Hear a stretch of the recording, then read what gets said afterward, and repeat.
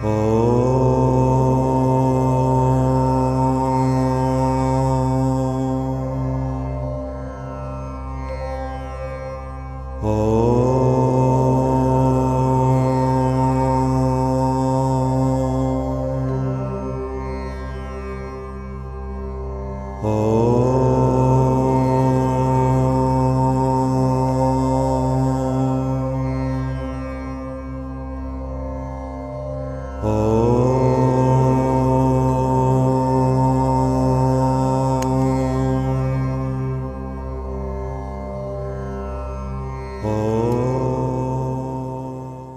साधक जो है योग करता है समाधि को प्राप्त करने के लिए कि हम कौन है, कहाँ से आए हैं, क्यों आए हैं, तो यही जो अपना परिचय को, अपना स्वरूप को प्राप्त करने के लिए और योग करता है, तो उस समय जो है वो दृष्टा बन जाता है कि अपना जो स्वरूप को देखने के लिए। तो वो जब योगस्थ हो जाता है तो अपना स्वच्छ स्वरूप में अवस्थान कर जाता है। स्वरूप का मतलब, स्व का मतलब निजी, अपना रूप में वो अवस्थान करता है।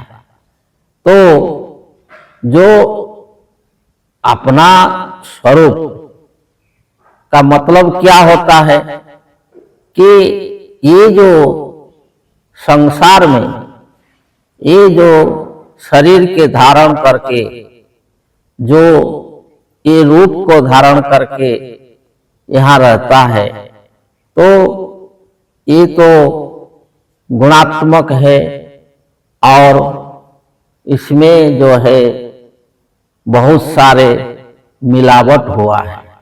जैसे कि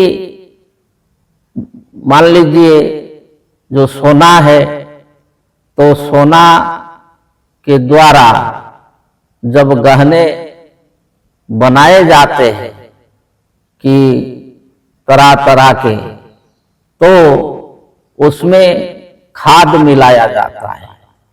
खाद नहीं मिलने से ये गहने नहीं बन पाएंगे।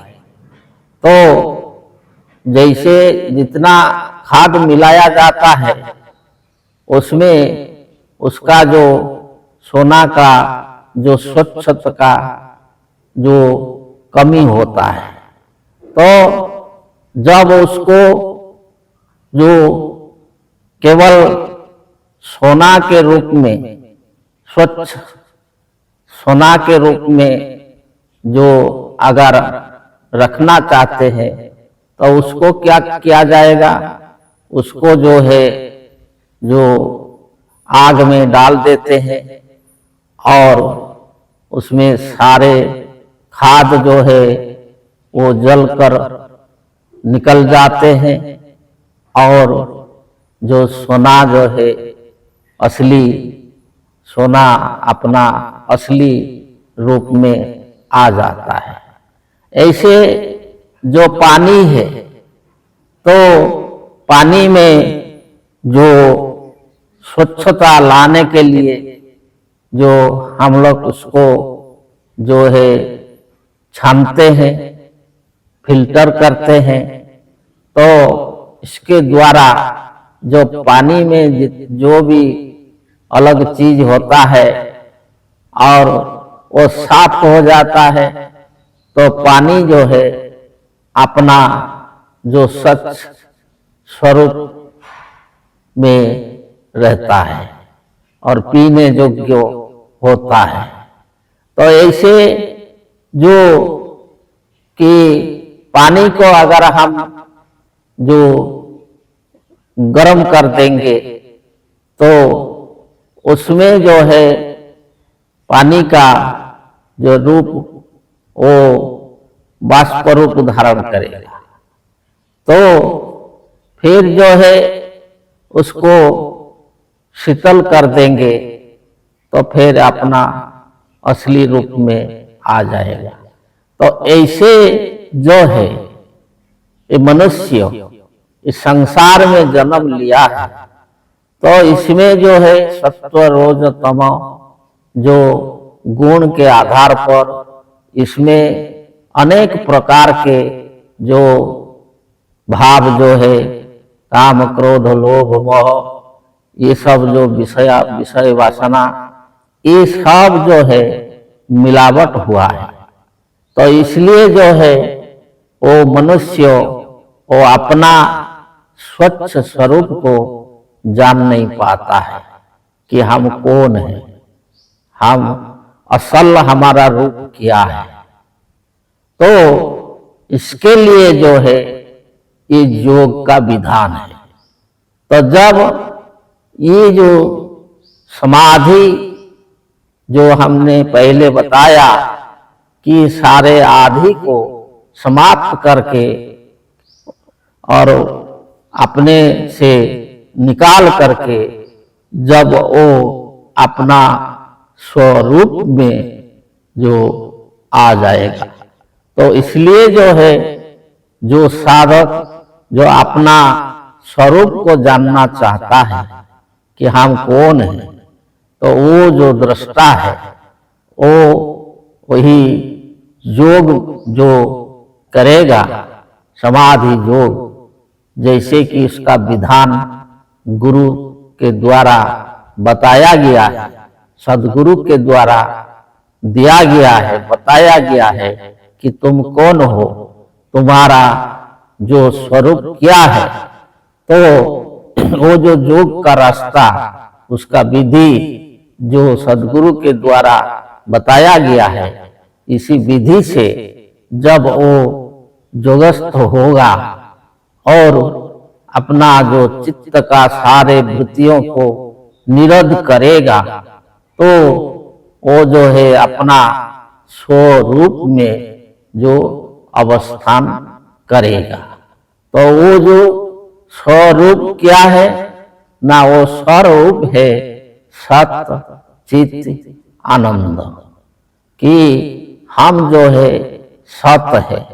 सत्य का मतलब जो संस्कृत के अस धातु से सत शब्द बना हुआ है, और सत का मतलब है स्थिति, जिसको अंग्रेजी में एग्जिस्ट बोलते हैं, कि जो सर्व समय है और उसका कोई भी परिवर्तन नहीं होता है, और जो वही सत्य है वो चिरंतन है, नित्य है, अनादि है।